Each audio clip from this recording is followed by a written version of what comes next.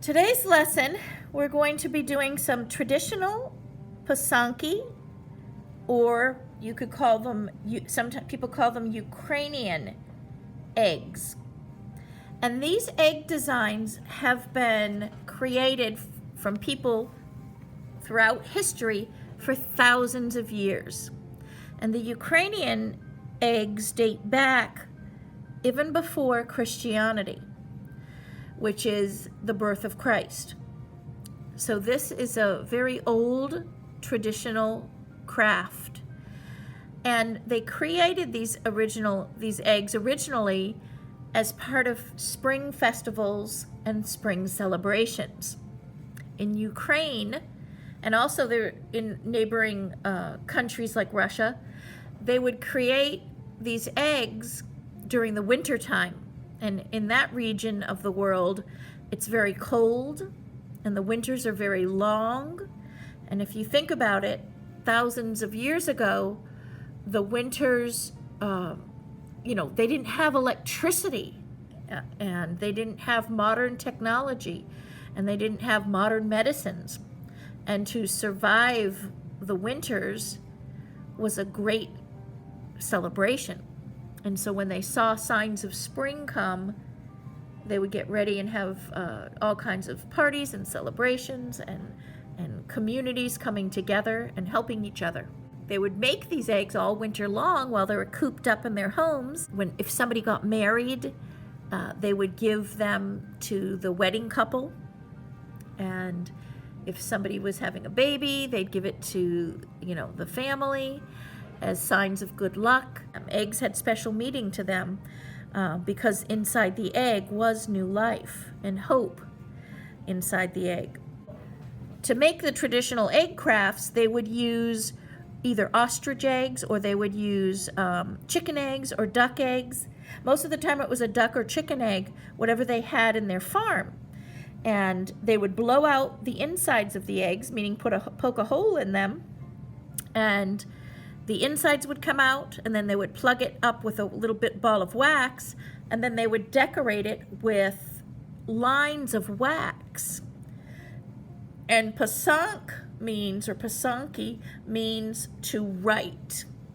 And they would write or draw the designs on with the wax. It wasn't painted with a paintbrush, but drawn with what's called a kiska. And so let me show you what a kiska looks like. This is the traditional kiska tool.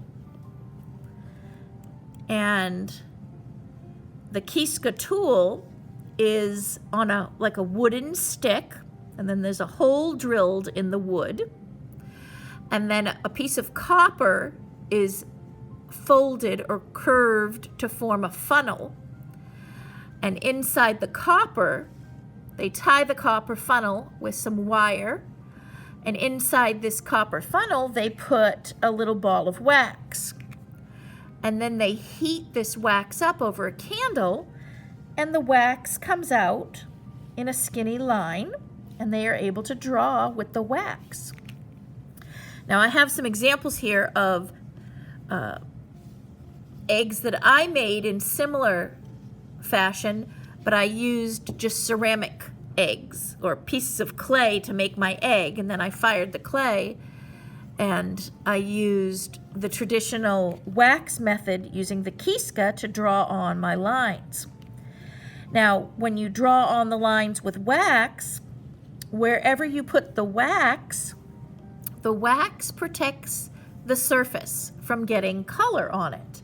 Just like we do when we do crayon resist, we draw with a crayon on paper, and wherever you put the crayon mark, the crayon protects the paper from absorbing the paint. So when we paint on top of this or place color on top of this, in this case you dip this into a dye bath, and a dye is paint, a little bucket of paint.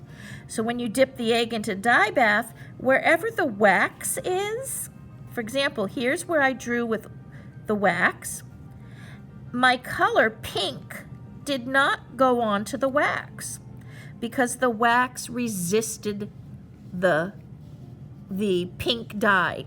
or the pink color. And then they would go ahead and apply the wax again. Now, picture my egg all pink except where I put the white wax. Now, the next step would be to take the wax, and wherever you wanted the pink to show, you would draw with the wax again. And so you would put your pattern on, draw your pattern, and then when the wax dried, you would place this in another color, egg bath. And the second color I used was purple. And then that's the process, and you would continue building up and building up until you had all your colors in. And then with traditional Ukrainian eggs, it would actually be the last bath would be black. Then they would melt off all the wax. And so once the wax is melted, then the colors of the eggs come through and show. So the wax is removed, and then what's left is the colors in the egg. Here's some traditional patterns that might be found on Ukrainian eggs. A lot of it has to do with new life, plant growth. This is like vines, flowers. Here's your grapevines. Things that meant a lot to them. The wheat, because the wheat is like a symbol of life, because they made a lot of food from the wheat. This would be, your grains. They could make pasta with the wheat. They could make breads, cakes, cookies, lots of treats and things too. But wheat gave them life because the big staple is bread or pasta they would eat from the wheat. So that was very important. And then symbols of life would be the chicken or birds. And then you have your fish and your deer, deer and horses, symbol of prosperity. Prosperity means wealth. So what we're going to do is we're going to be doing a design using some of these design patterns, but again, you can make up your own, and I'll show you some of my student examples in a minute. But we're going to be doing a very detailed, intricate design with lots of line and line patterns. Now, the first thing we want to do to make this is we're going to fold our paper in half. So you're going to take the shortest end and fold it to the shortest end.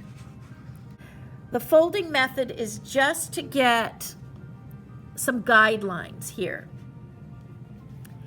So once I have it folded, then I'm bringing the two short ends together again. So I take the short ends, fold them together, and that way I have a small rectangle. Then when I open up the paper, I will have 4 equal spaces. And you can barely see, I have a little fold here. You can kind of see the folds. And the folds are just guidelines. Now the first mark that we'll make is we're going to go 1 inch from all the edges. So I'm going to go to my very middle of my page here. You can see the fold. And I'm going to come on the middle line that's vertical, in the very center, up and down, this line, right here. And I'm going to come about 1 inch below, and I'm going to do a horizontal line, just a small one coming across. Then I'm going to come to the bottom of that fold line, to the edge of my page, and I'm going to come up about 1 inch. And 1 inch is approximately the width of 2 fingers, or the length of your first digit, but approximately. It's okay if it's a little bit more than 1 inch, if it's okay if it's less than 1 inch. This is just going to give us a guideline of how tall our egg is going to be. Then we're coming on the horizontal. So this is the shortest edge of my paper here. I'm holding my paper vertically. So I'm coming across the center now on this horizontal fold. And my very middle of the page is here, right on the fold. And I'm coming to the edge now, and I'm going to mark an inch from this edge, and this is with a vertical line. And then I'm going to come to this side of my paper and mark a vertical line. There, so I have all my guidelines in.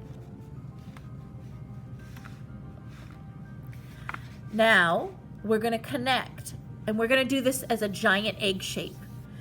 So when I connect, I go slow, and watch me first.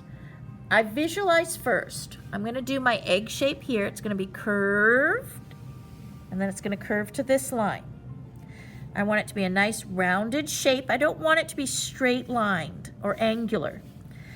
And I want this to come kind of a nice thicker curve here and then come right in. So I plan it first, and I'm going to go up and slow, and I meet together. And then I want the similar line coming down. I don't want to come drastically down straight. I want it to come out across first, visualize it first, and then go really slow so you don't make a mistake. If you do make a mistake, let's see, I have one over here. Say if your line was off a little bit, your original line swooped in, just fix the line. You can see how I fixed my line here. And I ignored the mistake, meaning I didn't make anything about the mistake. I didn't pay attention to the mistake. I just ignored it, redrew the line correctly. Then I took that mistake line and just made it on the other side. So now I have two lines that are a mistake. But now, instead of this being a mistake, I'm going to incorporate that into my design. I'll use that as part of a pattern. So there is no mistake now. The mistake has been incorporated into a design. So don't worry if your egg isn't perfect. You can always fix it and make it the way you like it, and then incorporate that into your design. So here we have half an egg now. Now we're going to do the bottom half. So I'm going to come down, visualize my lines first, slowly and carefully. Slowly and carefully as I curve to meet. And then I'm going to do the same on this side. Slowly and carefully, curve to meet. Now that I have my egg design, I'm going to look at my center page here, and I can start working up some kind of patterns and designs. Let's see what I've done first here. On this egg design, I started with a center point, and then I came out, and this is called a radial design. It radiates out from a center point, and then I ended up creating just lines and patterns, and I chose one color marker to start with. And I did all my designs with one color. And then I went in and started adding other colors and other designs. That's one idea. Another idea is to use oil pastels or crayons and draw lines or pattern with that. Then you can even paint over it with a black watercolor resist. That's another idea. Another idea is you can use some of these traditional pattern designs from the Ukraine and Pysanky eggs. You might want to put those in the center and work your pattern and design around that. That's up to you. So it's going to be up to you how you design your eggs. Here's some more pattern designs here. These are just simple traditional designs. I'm going to start out very simple. With simple line, you can. Now, say if you want to put your chicken in or a fish design in the middle, you can do that. So to start off, I always just put a dot in the very middle so I can see what I'm doing. And then you can start up adding, say if I want to work on a scroll like this, I'll work up my fold lines. I'm going to put a guideline here, on each side. So this is just an example. You don't have to copy this. So I worked up the guideline on the folds. Now I'm just going to add my scroll to it. So I connect, do my scroll, connect, do my scroll. And it's almost like a doodle or a Zentangle, which is line designs. But you start off with a center point and work your way there. And then decide what else do you want to add. Actually, once I did this, I kind of like this, but then I'm going to add a double scroll. So when you're doodling or starting your design, if you start with one starting point, then oftentimes the design will inspire you to do the next step.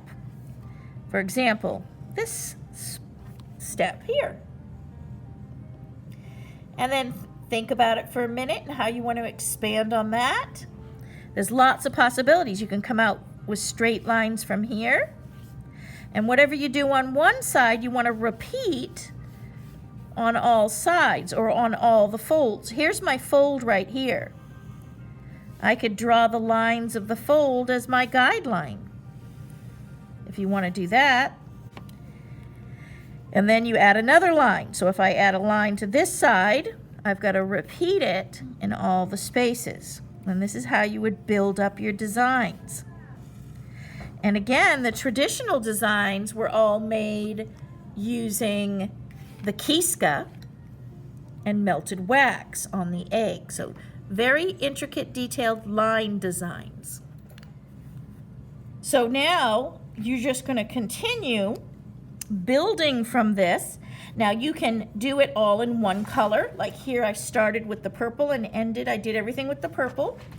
Or you can start, since this is drawn with a Pysanky and each line is a different color, you can jump ahead and go right to colors as you're putting in your lines here. Maybe I want to do a curve here. So see how I'm jumping right to a color? Because originally this would be just done with wax on the colored egg. So if you want to put your line designs with the marker, at this stage you can go ahead. Once you have it all mapped out and your sections divided, this would be fine to do with your colors. Like so. And I'm just building up from there.